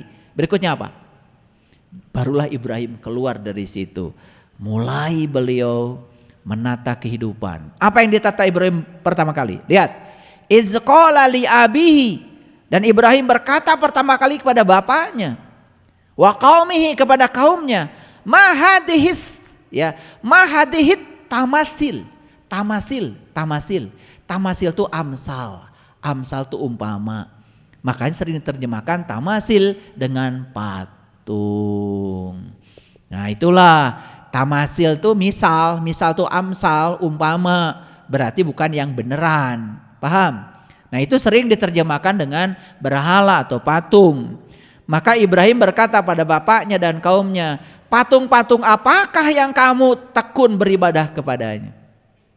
Nah, patung sekali lagi bukan sesuatu yang di luar diri, itu tidak berbahaya. Yang paling berbahaya adalah sifat diri yang sulit berubah.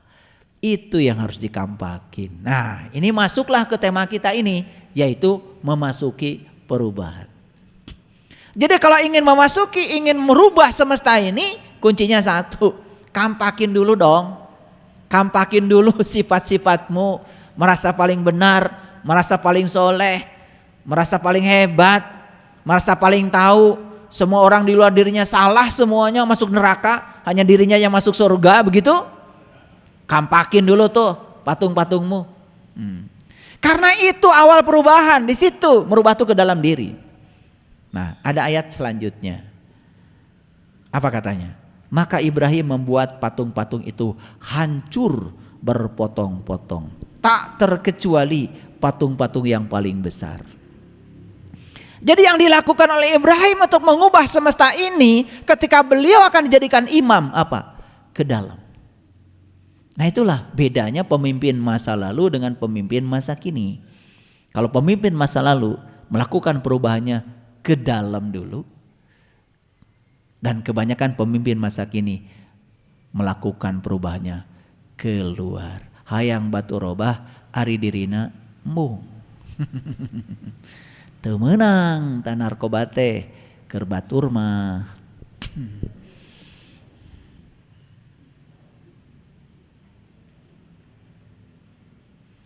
Lanjut. Nah, jadi gimana caranya kita melakukan perubahan? Ini ada kata-kata bagus dari saya. Cinta lebih baik dari kemarahan. Setuju? Setuju apa tidak? Kalian suka nggak melakukan perubahan dengan marah-marah? Makanya kenapa selama ini situasi tidak berubah? Karena kalian melakukan perubahannya dengan cara marah-marah. Orang yang mau dirubah gelap, kemarahan juga kegelapan. Gelap dilawan gelap, atuh tambah poek. Harusnya kemarahan itu dilawan dengan cinta. Karena cinta yang bisa mengalahkan kemarahan. 1, 2. Harapan lebih baik daripada ketakutan. Betul? Betul? Gitu. Yang takut salah, yang takut sesat, selamanya salah dan sesat. Karena hanya yang berani tersesat, yang tidak akan tersesat. Yang berani salah, itulah yang akan meninggalkan kesalahan. Karena saat berani salah, ketika melakukan kesalahan, dia belajar dari kesalahannya. Gak enak ternyata melakukan kesalahan itu, maka dia tidak melakukannya lagi. Yang ketiga, optimisme. Lebih bagus kan dari putus asa? Betul? Nah, mari kita lihat. Kemarahan, ketakutan, putus asa itu tidak akan pernah mengubah situasi. Yang bisa mengubah situasi itu cuma 3. 1 cinta, 2 harapan, 3 adalah optimisme. Pertanyaan saya, ada cinta gak dalam diri kita hari ini? Ada? Ada harapan untuk berubah? Ada? Ada keyakinan bahwa saya bisa melakukan perubahan itu? Ada? Pasti akan berubah. Jadi marilah kita mencintai, marilah kita berharap, marilah kita optimis. Karena dengan itu kita bisa mengubah dunia. Itu. Nah, yang sulit berubah tidak punya ini. Oleh karena itu saya berulang kali mengatakan bahwa hidup adalah perubahan. Yuk kita lihat. Kemajuan tidak mungkin tanpa perubahan. Setuju? Tidak mungkin ada kemajuan atau kalau tidak ada perubahan. Nah, negara kita ingin jadi negara maju. Sok atuh berubah. Memang berubah itu sulit di awalnya, berantakan di tengahnya, tetapi indah di akhirnya. Coba lihat. Allah ingin menyuburkan tanah. Gimana caranya? Caranya gimana? Karena tanah nih di permukaan bumi ini sudah kurang unsur haranya, mineralnya sudah kurang, kata Allah, kamu nanam juga sudah tidak produktif lagi. Sabar kata Allah, aku akan rubah nih supaya subur. Dong, gunung meletus. Berantakan? Tapi sekarang lihat itu di semua tempat di mana ada letusan gunung, subur, indah.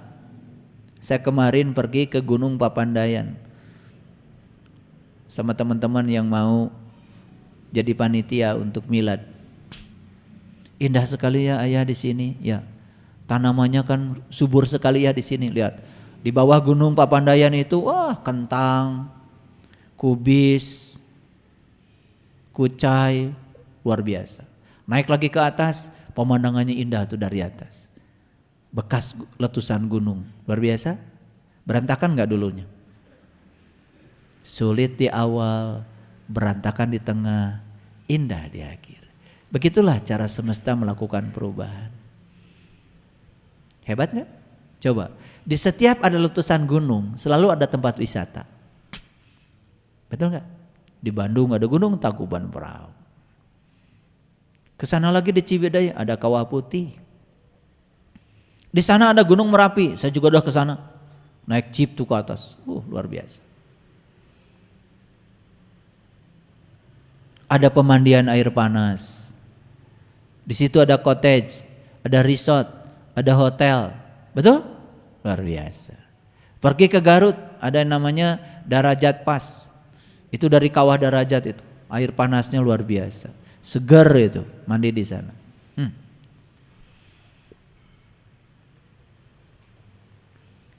Jadi perubahan itu seperti itu sifatnya.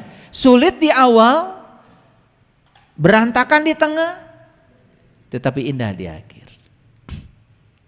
Nah, yang hari ini berantakan.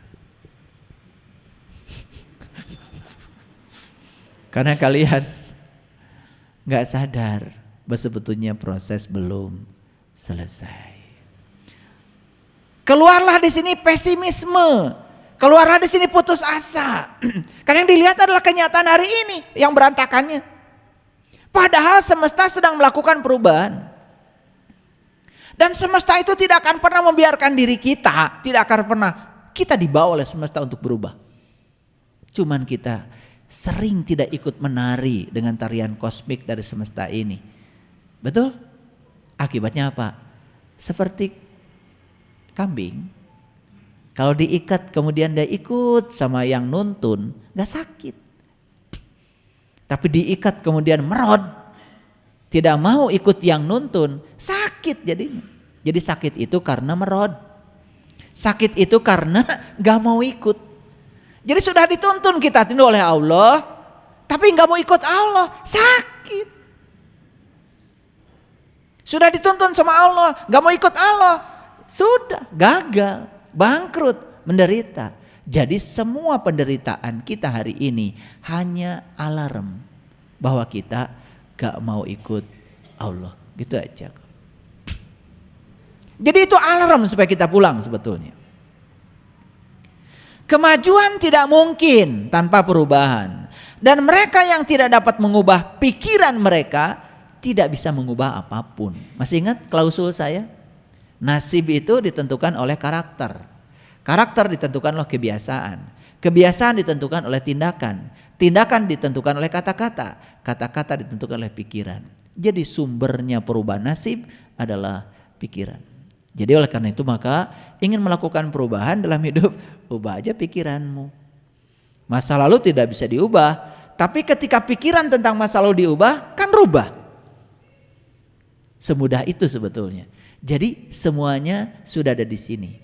Cuman kita kadang-kadang tidak menyadari mana pikiran, mana kesadaran. Sudah hidup bertahun-tahun sampai sekarang belum bisa membedakannya. Coba, gak luar biasa itu. Naon wae hirupna teh di dunya teh. Hayangnya awata kegiatan si eta. Naon wae hirupna gitu. Udah usia puluhan tahun, sudah di atas kepala 6. Sengaja saya kepala 6 karena saya baru kepala 5. Biasa enggak masuk. Sudah di atas kepala 6. Ini belum bisa membedakan mana pikiran, mana kesadaran. Naon wae atuh. Kamana wae gitu saya pengen nanya. Naon wae atuh pagawean teh. Luar biasa ya. Jika kita tidak berubah, berarti kita tidak tumbuh. Dan jika kita tumbuh, berarti kita tidak hidup. Dan ciri hidup mah tumbuh. Ciri tumbuh berubah. Itu pohon beringin yang saya lempar itu. Itu dulu dilempar oleh saya, dilempar begini sama potnya, itu ke situ. Kenapa saya lempar? Karena ini dulu belum ada bangunan. Jadi saya melempar aja, lempar udahlah biar tumbuh gitu. Itu rasa terima kasihnya luar biasa. Dilempar aja tumbuhnya kayak gitu. Dan sekarang jadi pelindung untuk itu coba lihat, udah segede gitu. Kenapa dia berubah? Dulu saya lempar, sekarang boro-boro. Ya, saya bisa melempar dia, nyabut aja udah nggak bisa. Betul nggak? Udah kokoh kayak gitu. Berubah nggak? Berubah. Kenapa berubah? Karena dia tumbuh.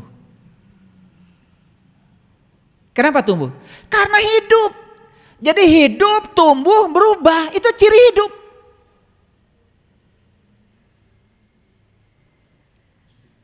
Paham? Hidup, tumbuh, berubah. Mati, cicing wae, terubah. Ari ngaku hirup. Lucu ya. Kayaknya sok katanya, ari kamu teh hirup ente. Ciri orang hirup itu tumbuh dan berubah. Itu ketemu saya 2 tahun yang lalu ngeluh. Ketemu lagi 2 tahun berikutnya ngeluh. 4 tahun berikutnya ngeluh. Naon wae atuh maneh teh. Ari ngaku hirup. Padahal ciri hidup itu adalah tumbuh dan berubah. Tumbuh tidak, berubah tidak. Saya kasih tahu para sahabat. Tumbuhnya fisik kita itu tidak disebut pertumbuhan sebetulnya. Karena pertumbuhan itu tumbuhnya kedewasaan kita. Karena kalau ngukur pertumbuhan dari fisik loba nu karolot. Kalau juga bubudakeun. Iya.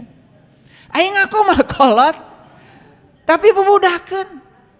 Tah eta loba teuing ulin jeung momobilan.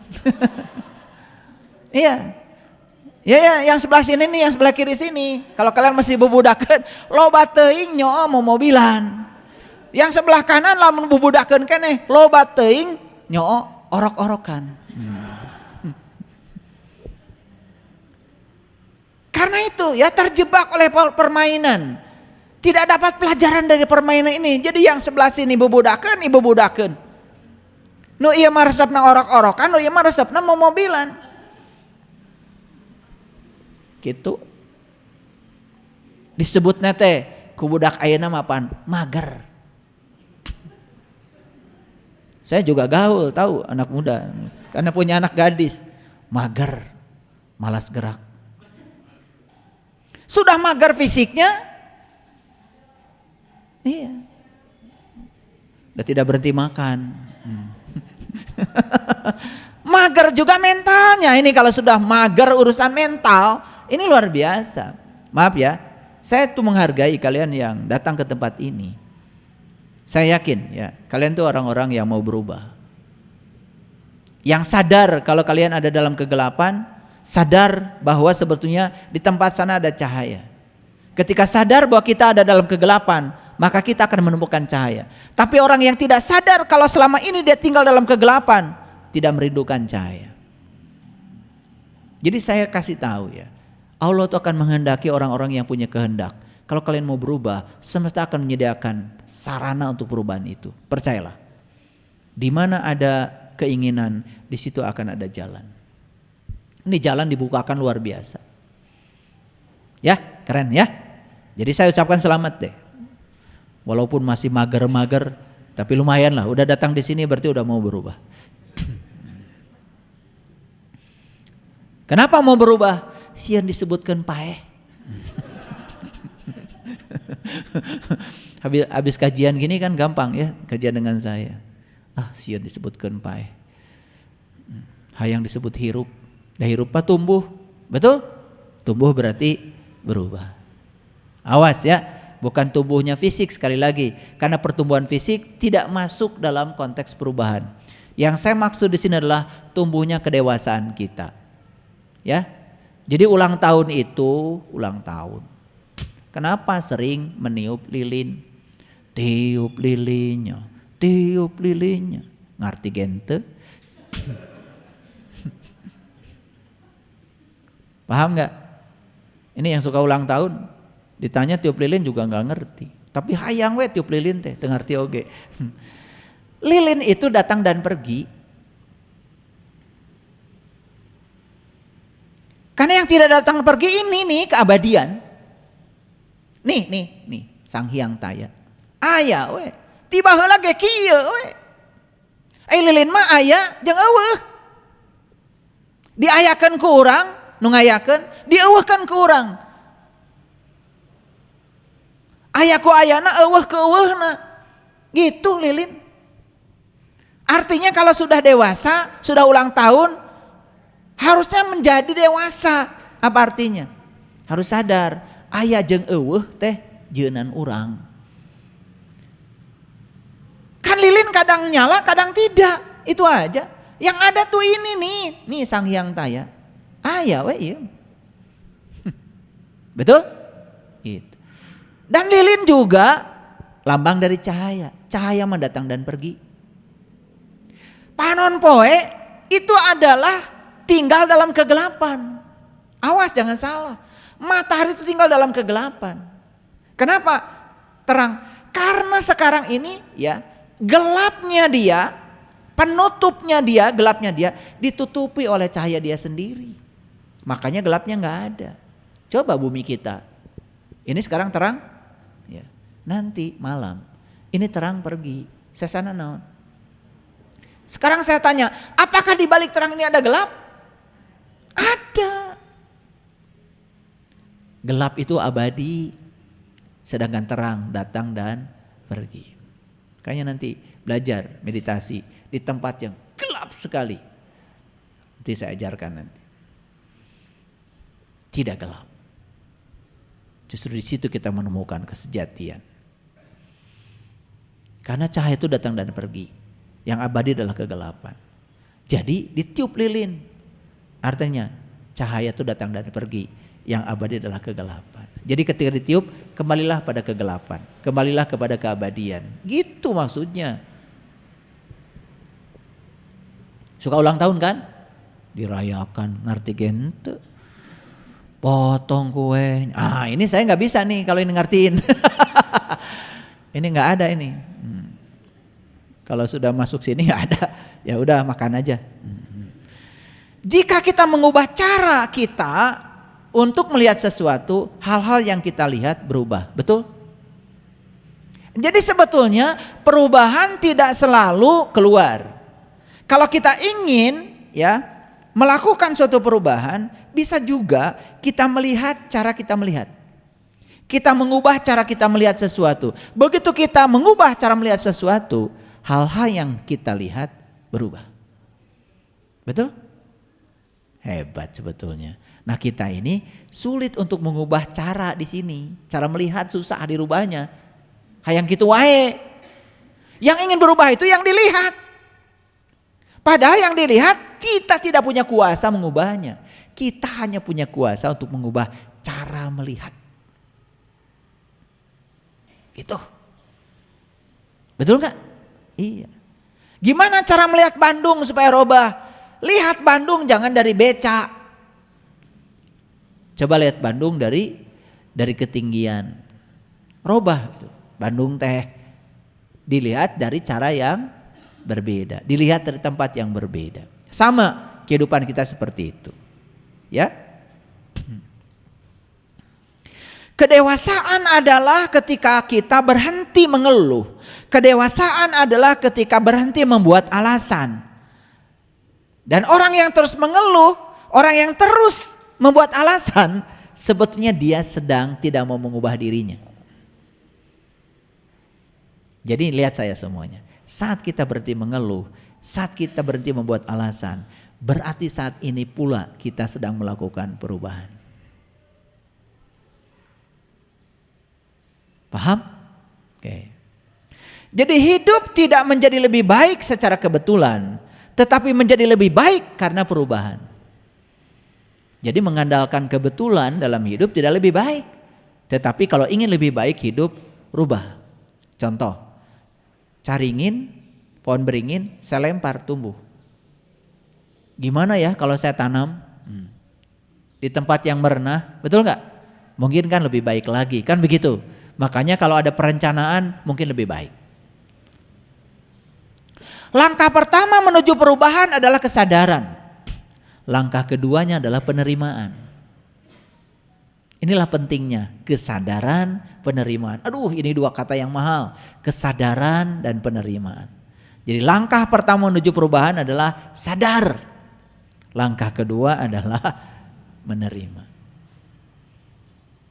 Jadi yang disebut dengan menerima itu justru itu merubah. Karena kebanyakan kita mengatakan menerima toswe tampi, bukan begitu, ya. Bukan begitu. Yang namanya pasrah sumerah ya, itu sebetulnya adalah menerima dulu, setelah itu rubah. Karena kalau kita menolaknya juga akan datang berulang-ulang. Menikmati kesuksesan membutuhkan kemampuan beradaptasi. Hanya dengan bersikap terbuka terhadap perubahan, kita akan memiliki kesempatan sejati untuk mendapatkan hasil maksimal dari bakat kita. Ada beberapa momen dalam hidup yang membuah kita selamanya, betul? Pernah enggak? Selalu ada dalam hidup momen atau kejadian yang mengubah kita selamanya. Saya yakin para sahabat yang ada di sini itu karena ada satu momen yang menyebabkan ada di sini. Momen itu bisa apa saja. Bisa duit kita hilang, harta kita hilang, orang yang kita cintai hilang, itu momen namanya. Dan momen itu ada, sebetulnya diadakan semesta agar kamu berubah. Tetapi selama ini kita menolak momen itu karena kita belum mengerti maksudnya apa. Betul? Ulangi, ada beberapa atau satu atau dua momen dalam hidup yang mengubah kita selamanya. Ayo, yang jadi pengusaha mungkin ada momen yang mengubah dia jadi pengusaha. Betul nggak? Iya. Selalu ada momen. Jika kita fokus pada hasil, kita tidak akan pernah berubah. Tapi jika kita fokus pada perubahan, kita akan mendapatkan hasil. Kalau kita fokus pada hasil, kita tidak pernah berubah. Terus fokus pada hasil. Tapi kalau kita fokus pada perubahan, hasilnya akan kita dapat. Fokus pada perubahan berarti fokus pada proses pada saat kita mau mendapatkan hasil. Ya? Oke. Hidup adalah tentang perubahan. Terkadang menyakitkan, terkadang indah.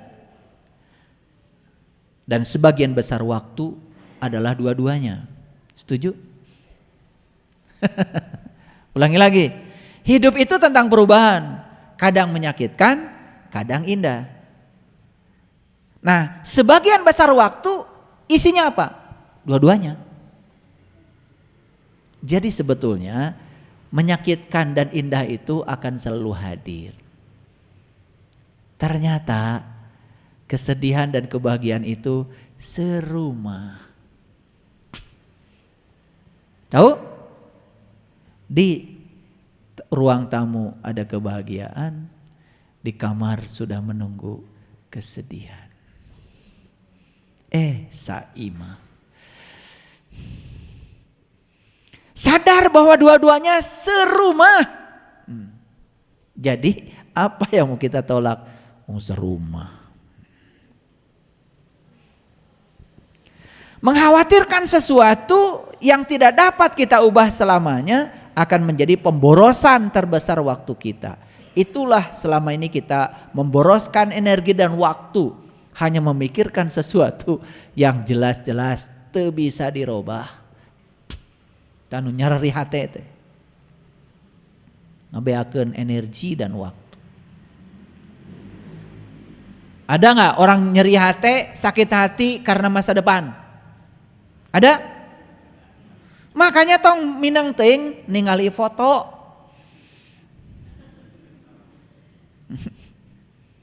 Iya keur waktu di anu. Ingat si anu ngomongkeun urang.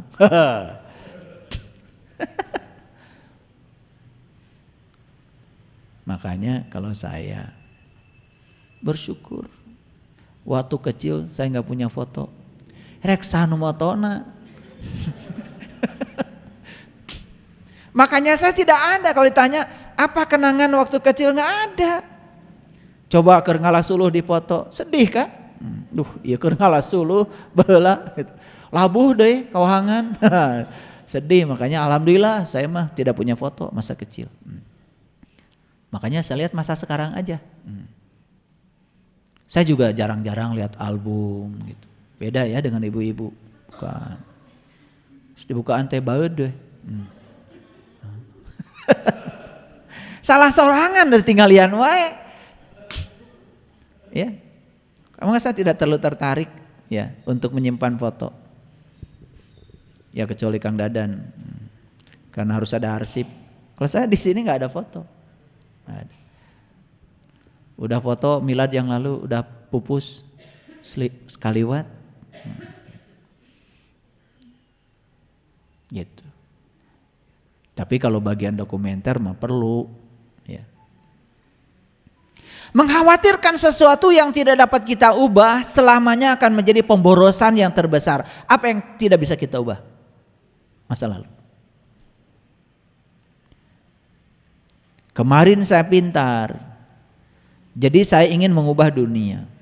Hari ini saya bijak, jadi saya ingin mengubah diri saya sendiri. Itu bedanya orang pintar dengan orang bijak. Jadi orang yang suka ingin mengubah dunia tuh pintar, tetapi belum bijak. Karena orang bijak tidak pernah mengubah dunia, dia ubah aja dirinya ke dalam. Gitu. Kira-kira kalian termasuk pintar atau bijak? Iya, ditanya mah pasti jawabannya bijak. Pengen mengubah situasi di rumah, hayo we keluar. Nitah pagawean teh. Lain mere contoh. Oh kaera. Makin besar perubahannya, makin banyak orang yang akan menolaknya. Setuju? Makanya saya itu sebenarnya sekarang sedang mengubah kalian. Tapi kalian tidak merasa sedang diubah oleh saya. Karena saya mengubahnya pelan-pelan. Kapan saya bicara frontal sama kalian? Enggak. Jadi buatlah itu nampak sangat kecil dan sepele sehingga orang bahkan tidak menyadarinya kalau dia sedang diubah. Nih terutama mengubah anak-anak. Hati-hati mengubah anak-anak. Anak-anak itu egonya sedang kuat-kuatnya. Makanya kadang-kadang ada orang tua pasea tajeng budak. Jika can pernah jadi budak wae. Makanya itu bedanya. Budak mah can pernah jadi kolot. Ngaja ieu mah diomongkeun teh. Mengalarti. Ari kolot mah pernah jadi budak. Cing atuh kolot teh ngelehan ka budak. Ieu mah budak disuruh ngelehan wae ka kolot. Gitu. Teh eta bibit pipesayan, papesayan teh kolot jeung budak teh. Ieu kolotna teu ngarasa jadi budak. Anak tidak pernah jadi orang tua. Karena orang tua mah pernah jadi anak. Ngerti enggak? Jadi orang pintar jangan suka ya benci sama orang bodoh. Da orang bodoh mah belum pernah pintar. Karena orang pintar mau pernah jadi bodoh. Sing sadar we, urang ge pernah gitu, itu maklum we ka batur. Assalamualaikum, gitu aja. Kalau ketemu orang bodoh kasih salam aja. Makanya ada kata-kata bagus. Ya. Punya musuh 100 tapi pintar lebih bagus daripada punya teman 1 tapi bodoh. Itu sparring partnernya kan kuat. Betul enggak? Musuh 100 tapi pintar, bakal pintar orang, dan musuhnya pintar. Makanya kalau kita tertipu orang jangan marah. Jangan marah ke orang maksudnya, apalagi marah ke yang tipu. Marah pada diri sendiri, bodoh. Teman pintar mau ketipu, betul enggak? Gitu. Jadi kalau kita ditipu orang itu marah pada diri sendiri, orang teh ketipu keneh, berarti orang teh bodoh. Gitu. Lainnya rekan batur nu nipu. Itu para sahabat. Bukan spesies yang terkuat yang akan bertahan hidup. Bukan orang yang paling cerdas, yang paling responsif yang bisa bertahan hidup, tapi yang paling responsif terhadap perubahan. Ini saya belajar dari Charles Darwin dengan teori evolusinya. Dan beliau mengatakan bukan spesies yang terkuat yang bertahan hidup, bukan orang yang paling cerdas yang bertahan hidup, tetapi yang paling bertahan hidup adalah yang responsif terhadap perubahan. Jadi kalau kita ingin bertahan hidup tidak perlu menjadi orang kuat. Kalau ingin bertahan hidup tidak perlu menjadi orang cerdas sebetulnya. Jadilah orang yang responsif terhadap perubahan. Disitulah sebetulnya. Ya, ini saya belajar dari bukunya Evolusi Darwin. Dan Darwin mengatakan seperti itu. Jadi yang bertahan hidup sampai hari ini yang responsif terhadap perubahan. Bukan yang paling kuat, bukan yang paling cerdas. Sama ya, makhluk-makhluk yang hari ini bertahan hidup itu yang adaptif terhadap perubahan. Makanya saya kasih tahu, siapapun yang adaptif terhadap perubahan, selalu ngigelan setiap perubahan. Beda banget nage. Beda. Yang suka menolak mah pikasieun. Ya. Jadi orang-orang yang adaptif terhadap perubahan santai. Ya. Saya kemarin ya di kampus rapat. Ada teman saya nyeletuk gini. Kapan ya saya bisa kayak Pak Saipul katanya. Ginjalnya 1 tapi santai aja. Terus mau apa saya bilang. Gitu. Gak kayak kamu ginjalnya 2 cemas terus. Kamu ginjalnya 2 naik gunung aja gak kuat. Saya ginjal 1 paling duluan. Kemarin saya ke Gunung Papandayan tuh sama yang ginjalnya 2. Berempat tuh. Saya kaget di belakang ada siapa itu. Jadi yang akan bertahan hidup adalah yang responsif terhadap perubahan. Responsif itu berarti tidak reaktif. Dia itu bisa ngigelan zaman istilahnya. Jadi bisa menari bersama tarian kosmik. Aisyah kerennya gitu. Ada berarti berubah berarti dewasa. Dewasa berarti terus menciptakan diri sendiri tanpa henti. Jadi ujung perjalanan kita itu sebenarnya menciptakan diri sendiri. Dan siapa yang sudah menjadi dirinya sendiri, itulah orang yang sudah mencapai kedewasaan. Makanya orang yang selalu peduli dengan pikiran orang lain, dia menjadi tawanan pikiran orang. Ya, suka begitu? Suka kita ditawan oleh orang. Sering berubah dengan apa kata orang tentang diri kita. Lebih memperhatikan pikiran orang daripada diri sendiri. Sieun diomongkeun batur.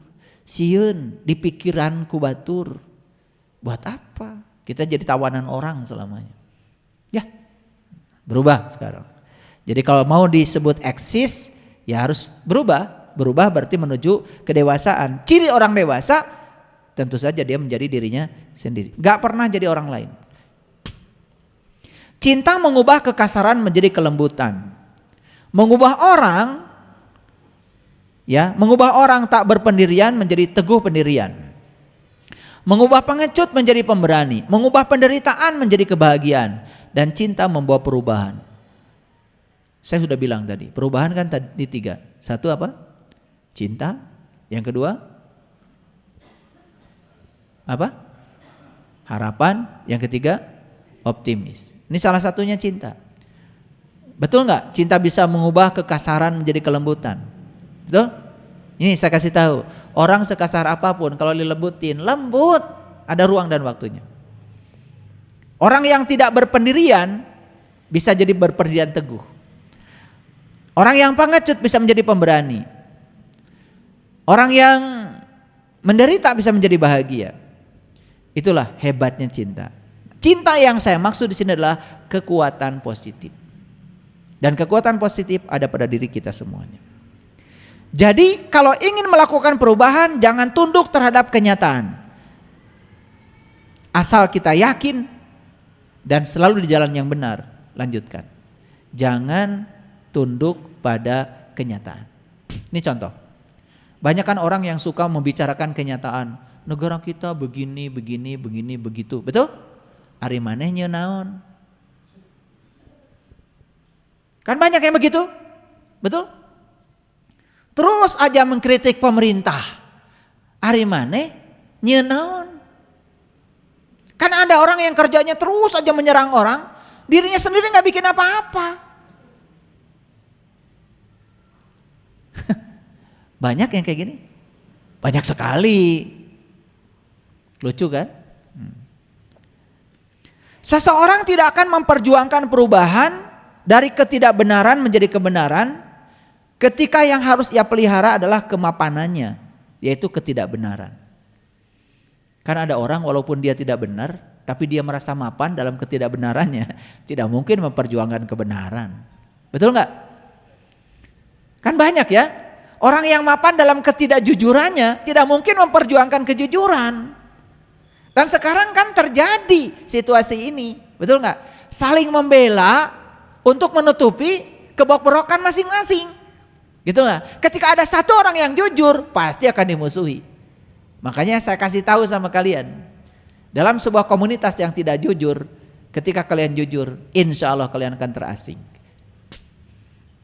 Hukum alam, ya, itu. Tetapi tetap terhormat dengan kejujuranmu. Suatu saat diangkat topi dengan kejujuran, ya. Jadi oleh karena itu, sekali lagi saya tegaskan bahwa, ya, hati-hati ketika kita berada dalam kemapanan, terutama kemapanan ketika berada dalam ketidakbenaran. Berada di zona nyaman padahal nggak benar. Maka kita tidak akan pernah memperjuangkan kebenaran. Karena kita takut kehilangan kemapanan, betul nggak?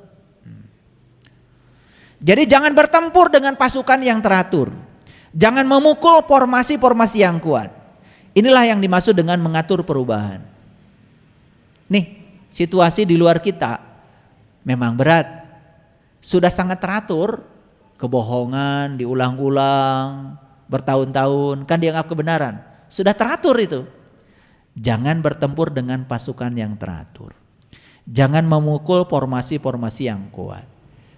Inilah yang dimaksud dengan mengatur perubahan. Jadi kalau kita ingin melakukan perubahan harus mengatur gimana caranya supaya perubahan itu terjadi tanpa merasa mereka sedang diubah. Ya, bertahan hidup artinya selalu siap untuk berubah. Karena perubahan adalah jalan menuju kedewasaan. Dan kedewasaan adalah sikap untuk selalu mengembangkan kualitas pribadi tanpa henti. Dan saya ulang lagi, kecerdasan adalah kemampuan beradaptasi terhadap perubahan. Yuk kita simpulkan dulu. Jadi tadi Ibrahim tahu sudah apa yang kita ambil dari hari ini dari profil Ibrahim. Beliau dijadikan imamnya bagi manusia.